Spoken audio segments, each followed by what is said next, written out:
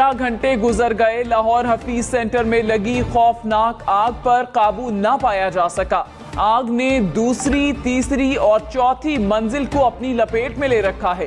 करोड़ों रुपए मालियत का सामान जलकर राख हो गया। इमदादी टीमें आग पर काबू पाने में मसरूफ। हुक्काम के मुताबिक आग पर काबू पाने में मजीद 2 से 3 घंटे लग सकते हैं। पाक बहरिया की टीमें भी आग बुझाने में मसरूफ। हफीज सेंटर के ताजे शिकवा का ना सामान जलता देखकर जज्बात पर काबू न रख सके। कहा 400 दुकानें जल गईं। आग सिलेंडर सेकंड फ्लोर पर मौजूद दुकान नंबर 58 से भड़की।